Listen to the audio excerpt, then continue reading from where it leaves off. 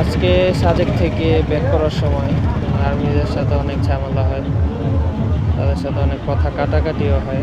কারণ তারা সব সময় বলে আসে যে সাইকেল নাকি রিস্কি। আমি দেখি এই সাজেকের মতো এত নিচু পাহাড়ে যদি সাইকেল রিস্কি হয়, তাহলে ডিম পাহাড়ের মতো জায়গায় সাইকেল কিভাবে ফিট থাকবে, তাই আমি চিন্তা করতেছি। কারণ সাজেকের উচ্চতা অলমোস্ট 1700-1800 ফিট উঁচু। এখন মাত্র 1800 ফিট উঁচু, এইটাই যদি অনেক কিছু হয়ে যায়, তাহলে আমরা 2600-2800 ফিট উপরে কীভাবে উঠব? তাদেরকে কোনোভাবে না বুঝাইতে পারি না। আমরা সর্বোচ্চ চেষ্টা করছি বোঝানোর, তাদেরকে বোঝানোর যে আমরা সাইকেল নিয়ে নামি, তারা আমাদের নামতে দেয়নি। বাধ্যতামূলক তারা আমাদের চাঁদের গাড়ি ঠিক করে দেয় এবং বলে দেয় কোনো রকম ভাড়া এবং কোনো টাকা তারা নেবে। যদিও বাগাইহাট আসার পর ড্রাইভারদের মুভমেন্ট চেঞ্জ হয়ে যায় এবং তারা টাকা দাবি করে। আমাদের এক ভাইয়ের কাছে টাকা পয়সা ছিল না, সেইখানে চাঁদের গাড়ির ড্রাইভার অনেক জোরাজুরি ঝামেলা করে তখন হচ্ছে আর্মির হস্তক্ষেপে এখানে প্রায় আমাদের আধা ঘন্টার সময় নষ্ট হয়। আমরা যেখানে 2টার সময় এসে পৌঁছাই বাগাইহাট, সেখান থেকে বের হতে প্রায় আমাদের 2:30টা বেজে যায়। তারপর আমরা আস্তে ধীরে রওনা দিয়ে খাগড়াছড়ি পৌঁছাতে মোটামুটি আমাদের বিকেল হয়ে যায়। বিকেল হওয়ার পরে আমরা আগের দিনের মতো রাজু হোটেলে আমরা রুম নিই, সেখানে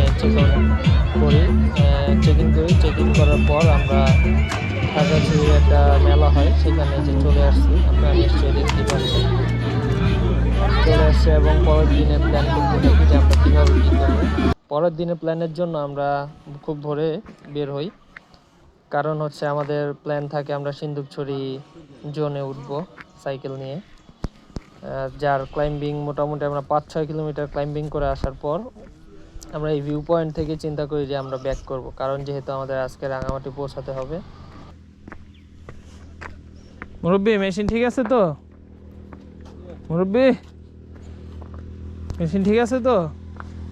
ওস্তাদ আমরা কি বলে উঠছে?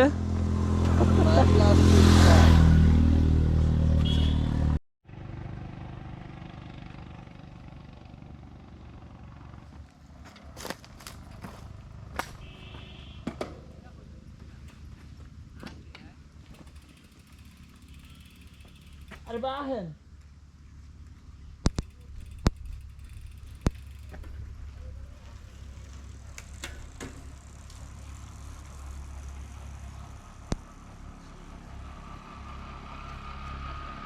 এখন আমরা সিন্দুকছড়ি থেকে নিচে নেমে যাচ্ছি, তাই একটা গোপ্রো দিয়ে নিচে নেওয়া একটা ভিডিও নিলাম। আর আজকে আমাদের গন্তব্য হচ্ছে রাঙামাটি। আর আমাদের সামনে যে মাইক বোর্ডগুলো দেখতে পাচ্ছেন, বামে হচ্ছে আপনার খাগড়াছড়ি, দিঘিনালা, সাজেক, আর ডানে হচ্ছে আপনার রাঙামাটি বান্দরবন। দেখতে থাকুন এবং আমার চ্যানেলটিকে লাইক, কমেন্ট, শেয়ার ও সাবস্ক্রাইব করে পাশেই থাকবেন। আর অবশ্যই ফলো বাটনে প্রেস করে রাখবেন, কমেন্টস করবেন। আসসালামু আলাইকুম।